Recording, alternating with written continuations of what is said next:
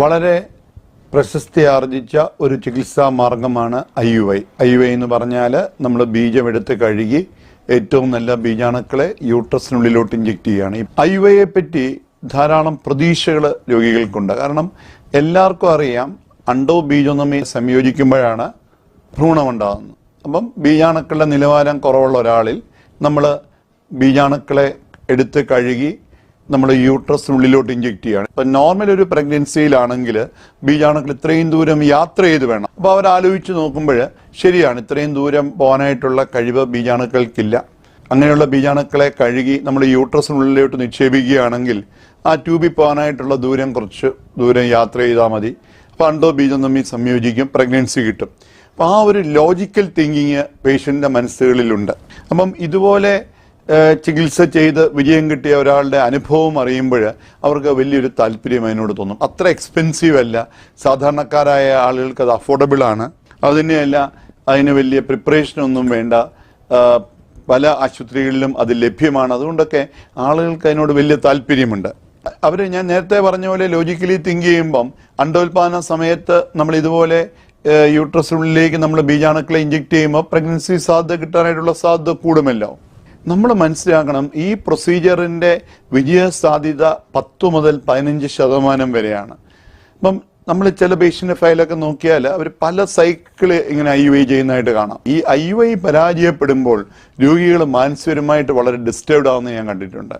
അങ്ങനെ അവർ വിചാരിക്കുന്ന അണ്ടോ ബീജം തമ്മിൽ സംയോജിക്കേണ്ടതാണ്, സംയോജിച്ചില്ല, അപ്പം ഇനിയും ഒരു മാർഗമില്ല എന്നുള്ളൊരു ചിന്താഗതി ആളുകളുടെ മനസ്സിൽ കടന്നുകൂടുന്നതായിട്ട് ഞാൻ കാണാറുണ്ട്. നമ്മൾ മനസ്സിലാക്കണം, നമ്മുടെ ഹ്യൂമൻ റിപ്രൊഡക്ഷൻ എന്ന് പറയുന്നത് ഒരു അണ്ടോ ബീജം തമ്മിൽ പെട്ടെന്ന് യോജിച്ച് കിട്ടുന്ന ഒരു രീതിയിലുള്ള അതൊരു സങ്കീർണമായിട്ടുള്ള പ്രക്രിയയാണ്. ഒരു 70% ആളുകളിലും അത് നോർമലി വരുന്നതുകൊണ്ടാണ് നമുക്കതൊരു സിമ്പിൾ പ്രക്രിയയായിട്ട് തോന്നുന്നത്. അപ്പം നമ്മളിവിടെ മനസ്സിലാക്കേണ്ടത്, ബീജാണുക്കളെ നമ്മൾ യൂട്രസിനിലോട്ട് കടത്തിയാലും ബീജാണുക്കൾ അണ്ടവുമായിട്ട് യോജിക്കാനായിട്ടുള്ള കഴിവ്, ഫങ്ഷണൽ കപ്പാസിറ്റി വേണം. അതാണ് പ്രാധാന്യം. ഇവിടെ പേഷ്യൻസ് ചോദിക്കുന്ന ഒരു ചോദ്യം, ഡോക്ടറെ ഇത്രയും ബീജാണുക്കളിൽ ഒരു ബീജാണു മാത്രം മതിയല്ലോ അണ്ടത്തിനുള്ളിലേക്ക് കയറാൻ, അപ്പം ഇത്രയും അവിടെ ചെല്ലുമ്പം വിജയസാധ്യത ഉണ്ടാകുകയില്ലേ? നമ്മൾ ഓർക്കുന്നതിനേക്കാളും വളരെ സങ്കീർണമാണ് ഈ പ്രക്രിയ.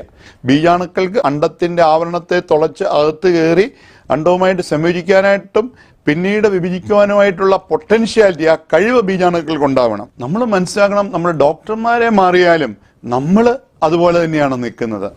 അതുകൊണ്ട് ഒരു ട്രീറ്റ്മെന്റ് തന്നെ നമ്മൾ വീണ്ടും വീണ്ടും തുടരുന്നത്. എന്താണ് എൻ്റെ പ്രശ്നം എന്ന് മനസ്സിലാക്കിയാണ് നമ്മൾ ആദ്യം ചെയ്യേണ്ടത്. ഒരു 3 സൈക്കിൾ IUI ഫെയിൽ ചെയ്തെങ്കിൽ നമ്മൾ വീണ്ടും അതിനെപ്പറ്റി വിശദമായി ആലോചിച്ച് കാര്യങ്ങൾ കണ്ടുപഠിച്ചിട്ടേ നമ്മൾ അടുത്തയിലേക്ക് പോകാവൂ. നമ്മൾ മനസ്സിലാക്കണം, വളരെ ഒരു ലോ കൗണ്ടുള്ള ഒരാളിൽ നമുക്ക് ഇത് പ്രായോഗികമല്ല.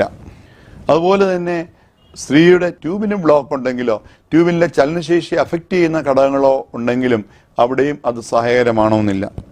ഇങ്ങനെയുള്ളപ്പോൾ ഒരു രോഗി ചോദിക്കേണ്ട ചില ചോദ്യങ്ങളുണ്ട്. ഒന്ന്, എൻ്റെ അണ്ടത്തിൻ്റെ നിലവാരം, അണ്ടത്തിൻ്റെ നിലവാരത്തെ അഫക്റ്റ് ചെയ്യുന്ന ഘടകങ്ങൾ, ഓവറിയുടെ അണ്ടം ഉൽപ്പാദിപ്പിക്കാനായിട്ടുള്ള കഴിവ്, അണ്ടോൽപാദനത്തെ നിയന്ത്രിക്കുന്ന ഹോർമോണിൻ്റെ അളവിലുള്ള വൈകല്യങ്ങൾ. ഇത് നമുക്ക് എങ്ങനെ അറിയാം? നമ്മൾ സ്കാൻ ചെയ്ത് നോക്കുമ്പോൾ നമുക്കറിയാം ഓവറിയിൽ എന്തുമാത്രം ഫോളിക്കിൾസ് ഉണ്ടെന്നുള്ളത്.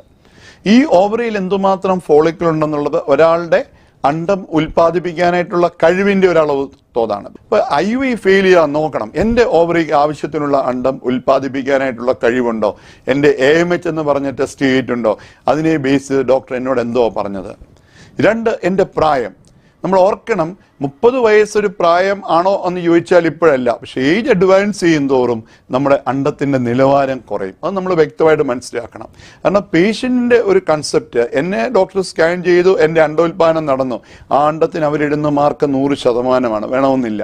ഒരു സ്കാനിങ്ങിൽ മാത്രം ഡോക്ടർക്ക് വ്യക്തമായിട്ട് താങ്കളുടെ പ്രത്യുൽപാദന ശേഷിയെ പറ്റി പറയാൻ പറ്റത്തില്ല.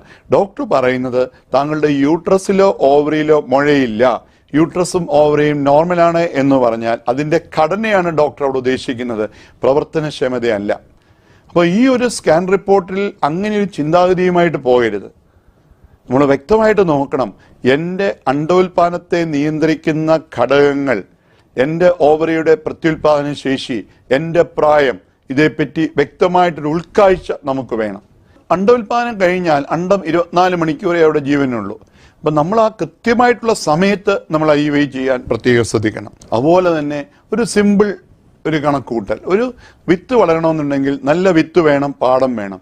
ഗർഭപാത്രത്തിന്റെ ആവരണം അനുകൂലമാണെങ്കിൽ മാത്രമേ നമ്മുടെ ഈ IUI വിജയിക്കുകയുള്ളൂ. ആവരണത്തിന് ഭ്രൂണത്തെ സ്വീകരിക്കാനായിട്ടുള്ള കഴിവറിയാൻ ആവരണത്തിന്റെ കട്ടി നോക്കണം, ആവരണത്തിന്റെ അളവ് നോക്കണം, ആവരണത്തേക്കുള്ള രക്തോട്ടത്തെ പറ്റി നമ്മൾ പഠിക്കണം. അണ്ടോൽപാദനത്തെ താങ്ങി നിർത്തുന്ന ഹോർമോണിന്റെ അളവ് വൈകല്യം ഉണ്ടോ എന്ന് നോക്കണം. ഈ IUI ആണോ IVF ആണോ നല്ലത്? പേഷ്യൻസ് ചിലപ്പം ചോദിക്കും. ഇപ്പൊ IVF എന്ന് പറയുന്നത് അവിടെ പല സ്റ്റേജസ് ഉണ്ട്. അവിടെ ഓവറിയെ നമ്മൾ ഉത്തേജിപ്പിച്ച് കൂടുതൽ അണ്ടത്തെ നമ്മൾ വളർത്തുകയാണ്.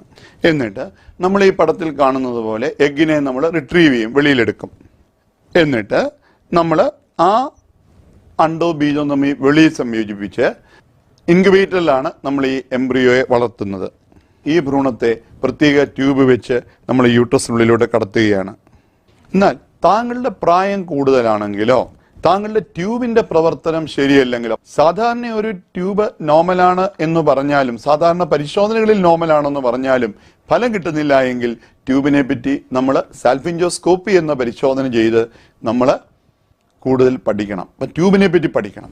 ഇനിയും അടുത്തത്, താങ്കളുടെ ഓവറിയുടെ റിസർവ് കുറവാണെങ്കിൽ, ഓവറിയുടെ പ്രത്യുൽപാദന ശേഷി കുറവാണെങ്കിൽ എന്തു പറ്റും? പ്രായം കൂടുന്തോറും അണ്ടത്തിന്റെ എണ്ണവും കുറയും, അണ്ടത്തിന്റെ നിലവാരവും കുറയും. എൻഡോമെട്രിയോസിസ്, ഗർഭപാത്രത്തിന്റെ ആവരണത്തിന്റെ കോശങ്ങൾ ഗർഭപാത്രത്തിന് വെളിയിൽ വരുന്ന എൻഡോമെട്രിയോസിസ് പറഞ്ഞ അവസ്ഥയിൽ നമ്മൾ IUI കിട്ടി ഫലം കിട്ടുന്നില്ല എങ്കിൽ അധികം സമയം കളയരുത്. നമ്മുടെ കൗണ്ട് തീരെ കുറവാണെങ്കിൽ IUIയുടെ വിജയസാധ്യത കുറയും. ഒരു സ്പേം കൗണ്ട് ഒരു 9 മില്യണൊക്കെ താഴുമ്പം നമ്മുടെ വിജയസാധ്യത ക്രമാതീതമായിട്ട് കുറയും.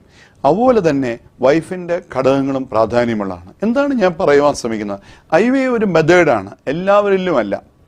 കാര്യം നമ്മുടെ ഒരു ചിന്ത മാറണം. അണ്ടോ ബീജം തമ്മിൽ സംയോജിക്കേണ്ടതാണ്. കാരണം നമ്മൾ യൂട്രസിനുള്ളിലോട്ട് ഇഞ്ചെക്ട് ചെയ്തു, അതുകൊണ്ട് കിട്ടുന്നില്ല എങ്കിൽ ഇനി ഒരു മാർഗവും ഇല്ല എന്നുള്ള ചിന്ത മാറ്റണം. നമ്മൾ വ്യക്തമായിട്ട് ചോദിക്കണം. ഞാൻ ഈ പറഞ്ഞ ചോദ്യങ്ങൾ, എൻ്റെ പ്രായം, എൻ്റെ ഓവറിയുടെ പ്രവർത്തനക്ഷമത, എൻ്റെ ട്യൂബ് ഫ്രീ ആണോ, ട്യൂബിന് എവിടെയെങ്കിലും ആന്തരിക അവയവങ്ങളും തമ്മിൽ ഒട്ടിപ്പിടിച്ചിരിപ്പുണ്ടോ, എൻ്റെ ഭ്രൂണം വളരേണ്ട ഗർഭപാത്രത്തിന് അനുകൂലമായൊരു സാഹചര്യമുണ്ടോ, കൗണ്ട് എൻ്റെ എത്രയാണ്, ഈ ഒരു ചിന്താഗതിയിൽ പുതിയ മാർഗങ്ങൾ കണ്ടുപിടിച്ച് പോകുവാൻ ശ്രദ്ധിക്കണം. എപ്പോൾ? പ്രായം കൂടുമ്പോഴല്ല. പരാജയത്തെ കൈകാര്യം ചെയ്യുവാനായിട്ട് പഠിക്കുക എന്നുള്ളതാണ് ഏറ്റവും പ്രാധാന്യം. പരാജയത്തിൽ കൂടെ നമുക്ക് വിജയത്തിലെത്തുവാൻ പറ്റുകയുള്ളൂ. പരാജയങ്ങൾ ഒരിക്കലും നമ്മളൊരു പരാജയമാണെന്ന് വരുത്തുന്നില്ല. നമ്മൾ പരാജയപ്പെട്ടു എന്നേ ഉള്ളൂ. പക്ഷേ വിജയം നമ്മളെ കാത്തിരിക്കുന്ന ഒരു ചിന്തയിലൂടെ വേണം നമ്മൾ പരാജയത്തിലൂടെ മുമ്പോട്ട് പോകുവാൻ.